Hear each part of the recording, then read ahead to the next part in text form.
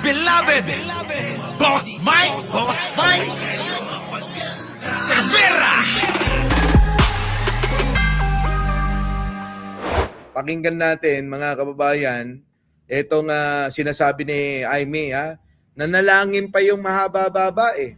To, mga kababayan ko ito, pakinggan ho natin. Ang panalangin ni Aimee Marcos, nakulang na lang ipako siya sa krus. At ang gagamitin yung baba niya mismo. At ang pagpapakuan, no, yung kanya ng mismong dibdib, ano? Ito na. Pasok. R. Marcos will lead the chamber in prayer. Pakingganin ninyo ang dalangin naman ni Manang Aimee rito. Ibang klase yung panalangin na to. Makinig kayo, hindi ko nga alam kung saan nananalangin talaga eh. Gumamit pa ng mga history. Natawa ko rito. Ang panalangin ni Aimee, mga kababayan, gumagamit ng history. Nahango sa Bible. Ito na. Pakinggan natin. Yes. Thank you, Mr. President. Panginoon, minsan mo nang hinayaang bumaha sa daigdig. Lumikha ng arko ang iyong hinirang upang mailigtas ang magtataguyod ng iyong salita at kabutihan. Isinalba mo ang sangkatauhan upang magsimula muli. Binigyan mo ng pag-asa at pagkakataon ang tao. Hinugasan mo ang mundo at tinangay ang kasalanan nito. Ang bahang iyon ay pinagkaloob mo rin sa Pilipinas. Hindi para pasakitan ng Pilipino, kundi para tumambad ang katotohanan. Panginoon, gawin mo pong malaking bangka ang Senado. Ayan na. Arko. Ayan na mga kababayan, yung mga banat na ito. No? Gawin mo pong malaking bangka ang Senado. Eto na. si Erwin Tulfo nangingiti. Ako tawan-tawa talaga ako rito eh. Tuloy natin Ng bawat Pilipino. Isang bangkang may matibay na pundasyon at tiyak na direksyon. Katapatan sa bayan at kita nyo, katapatan sa bayan nagiging tapat ba kayo sa bayan o sa sarili ninyo? O katapatan sa China? Mga kababayan, yung pong hindi pagkundina, hindi pagsama para kundinahin ang ginagawa ng China, yan po ay pagtataksil sa bayan eh. Pero sinasabi sa kanyang panalangin na sana magkaroon ng katapatan sa bayan. Kung tapat ka pala sa anumang paraan, gagawin mo bilang pagpapakita na pagmamahal, pagpapakita na may kurong kang concern, hindi lang pagmamahal kundi pag-aalala sa bayan nating ito, di ba? Yan mga kababayan. Di ba? Pero ito, ibang klaseng panalangin baliktad yung ginagawa Alam nyo mga kababayan, ito yung mga politiko na lagi kong sinasabi. Iba yung ginagawa nila sa mga sinasabi. Iba yung sinasabi sa ginagawa. Yan. Tuloy. mabilis na pagkilos sa katarungan. Hindi makakausad ang bansa kundi tatapusin ang mga pagdinig kahit may ayaw marinig. Nako. Ikulong na kasi ang mga dapat ikulong. Ikulong na. Di ba? Kinukulong na nga. Gusto nyo kasi shortcut ano masasabi mo? Kinulong na nga si Bong Revilla. Isusunod na si Cayetano. Cayetano tuloy. Si Villanueva. Si Jinggoy Estrada. Si Chis Escudero. At marami pang iba. Di ba? Ayaw mo nun? Meron na nga sample. Dapat nga, yan, sabi sa'yo ni Pachuchay, ikulong mo, baba mo. Ay, naku. Ituloy. Dahil ito lamang ang papawi sa galit ng taong bayan. Pagtibayin niyo po ang Pawiin mo yung galit ng taong bayan sa inyong siyam. Yun ang intindihin mo. Galit ang mga Pilipino ngayon sa inyo. Maraming mga DDS vlogger ang nagagalit sa inyo. Baka hindi nyo alam. demokrasya at hayaang magsalita ang bawat mamayan, bawat senador. Bakit nagsasalita kami? Hindi mo ba napakikinggan? Ang salita ng taong bayan, ang nais ng taong bayan, ay eto, suportan natin ang ading mo. Suportan natin ang gobyerno. Panagutin ang dapat panagutin. Yan ang boses ng taong bayan. Di ba? Kaya nga kahit si pinsan mong Martin gusto naming mapanagot Di ba? Kung mapapatunayan na may kasalanan, dapat managot. Ganon. Senador, dahil ang kapangyarihang bigay ninyo at ng bayan ay pantay-pantay at walang mas nakakataas. Bigyan niyo po ng pag-unawa ang aming samahan na kung mabilis Wala palang nakakataas eh. Bakit hinayaan mo nga minumura ng Diyos? Minumura ni Digong ang Diyos. Alam niyo mga kababayan ko, napaka-ipokrito nito talaga itong si Amy. Mga kababayan, isipin niyo ho. Noong pong nirarat-rat ni Digong na mura-murahin ang Panginoong Diyos, ang may kapal. Narinig niyo ba na kinundina na itong mahabang baba nito? Noon po na minumura ang kaparian, isama na natin ang Santo Papa. Narinig nyo ba na kinundina ni Amy Marcos si Duterte? Noong pong minumura ni Duterte, yung mga Diyos, ang mga Santo Papa, ang mga pare, naringgan nyo ba tong mga hayop na to? Lalong-lalo na tong nananalangin na to? Sige nga ho, isipin nyong maigi. Tapos mananalangin ka ng ganyan?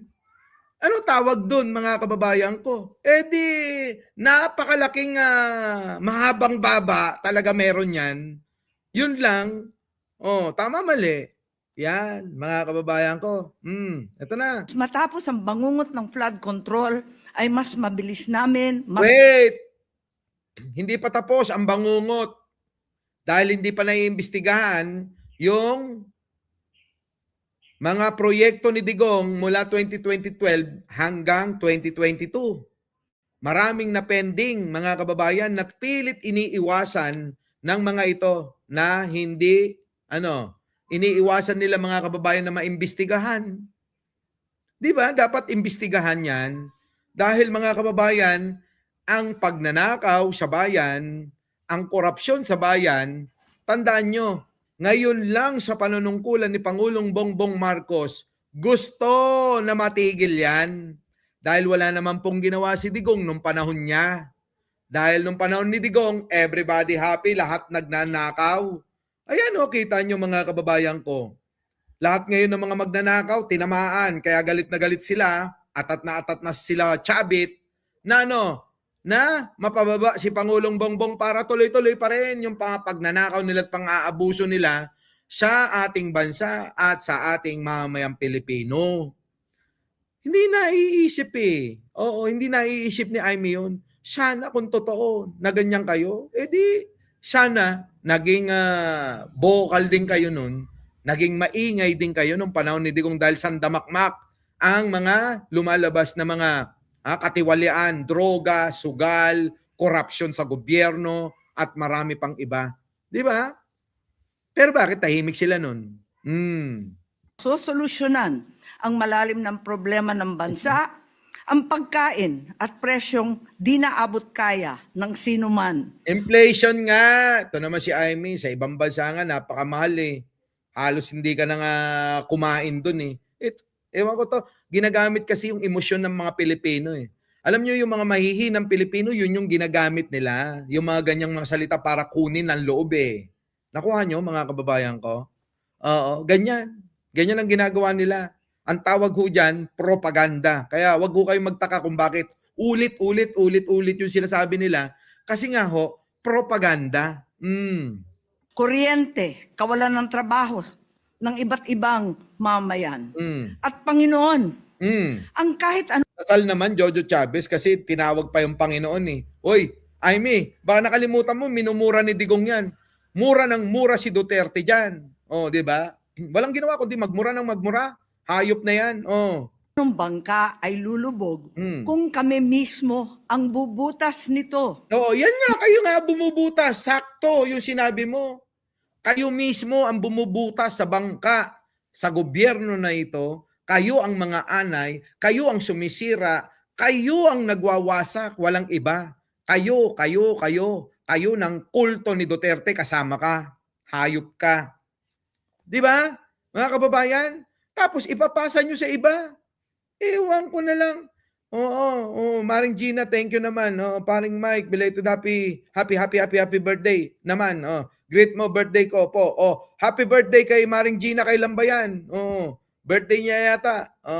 Oh, to, para sa birthday mo, para sa iyo ang laban na to. Eto na, para sa may birthday. Etong kantang to. Buksan ang nakasaradong isipan mula sa silid ng karinlan.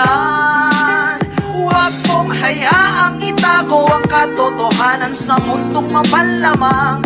May handang tumulong sa lahat, United Warriors at nagngangalang Mike Cervera. Di ba, Mactanding? Oo, ewan ko na lang. Ay, nako. Oh, batiin nyo si Maring Gina natin. Oo, birthday pala. So ngayon, mga kababayan ko, yan ho si Manang Aimee. Pero mahaba po itong dalangin na to eh. Oh. Naway pangalagaan namin ang isa't isa. Mm. Bilang isang Putik na panalangin to. Pangalagaan namin ang isa't isa. Putik na yun, hindi nyo nga kami inaalagaan. Pinahihirapan nyo kami. Ninanakawan nyo kami. Winawalang yan nyo ang taong bayan. Ha? Diba? Pinaglalaroan nyo ang aming mga isipan. Diba? Nililito nyo yung aming dapat paniwalaan. Diba? Sinasaktan nyo ang mga damdamin at aming kalooban, mga hayop kayo. Diba? Sira ulo tong nabang baba na to. Oo. buong institusyon, proteksyonan at hindi ipagkanulo. Bigyan ng Pinagkakanulo nyo nga kami. Pinagkakanulo nyo na nga. Di ba? Pinagkakanulo nyo na ang mga Pilipino sa China. Kayo ang nagkakanulo, mga hayop kayo. taon at huwag busalan. Magkakaiba man ang layag, ay iisa lamang ang direksyon. Magkakaiba daw ang layag, pero iisa lang ang direksyon. Bakit kayo hindi pumayag at hindi kayo pumanig sa 15 na dapat natuliksain itong ginagawa ng China? Sige nga, kung yun pala ang layunin ninyo, dapat iisa lang daw ang layag. Ibig sabihin nun, mga kababayan, iisa lang ang direksyon ng layag, dapat sama-sama sila. Pero bakit hindi sila sumama dun sa 15? Kaya mga kababayan, itong si Aimee, alam nyo, malaki na sira ng ulo nito. Bakit kinontra mong hayop ka kung gusto mo pala na iisang layag ng direksyon? Di ba? Direksyon nyo, papuntang China, sabi nga ni Joji. Nako, ewan ko na lang. Sige, tuloy. Ng pagsagwan Nako. na mapunta Ginamit pa talaga yung pagsagwan. Magsasagwan kayo papuntang China para kapag nagkaroon ng kaguluhan sa gawa nyo mismo, bahala na kami rito. Bahala kami. Natanggapin lahat ng kung anong ibabagsak dito. Ganon. Samantalang kayo, nandoon kayo sa China, pinapanood nyo itong mga kababayan ninyo na lagi nyo sinasabing mahal na mahal ninyo. Pero ang katotohanan, pinahamak ninyo para sa sarili nyong kapakanan. Sarili nyong interest lang. Di ba? Di ba, LB? ang bayan sa inyong mapagpalang gabay. Hinihiling po namin ito alang-alang sa mga Pilipinong nag-alay ng buhay sa bawat kalamidad at sa sigalot na lumiliyab na muli sa Mindanao. Nando na naman, dumagdag pa. Sigalot daw na lumiliyab sa Mindanao. Akala ko ba napatahimik na ni Digong yan? Ngayon sasabihin nyo, hindi kasi iba na presidente. Uy, hindi pa man mga kababayan, presidente pa lang si Digong, liyab na talagang kaguluhan dyan. Nagkaroon nga ng digmaan Kaya nga nagkaroon ng martial law sa buong Mindanao Ito naman si Manang Aimee, wag mo nga kaming lokohin para pasamain si Manong Bongbong. Ginagawa mo kasi, magpapasama ka, gagawa ka ng kwento, gagawa ka ng senaryo, para yon ang gawin mong sandata para pasamain si Pangulong Bongbong Marcos. Hayop ka. Di ba? Tama, mali? Di ba, mga kababayan? Tama? Ay, nako, mga kababayan, ito talaga si, ewan ko ba, mga kababayan ko dyan sa mga hayop na yan.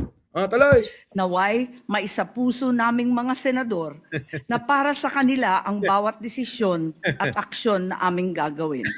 Kaawaan sana tayo ng Panginoon. Kaawaan? Paano ka kakawaan? Sino bang Panginoon ang pinagdadasalan mong hayop ka? Ewan ko sa'yo. Our beloved Boss Mike Cervera.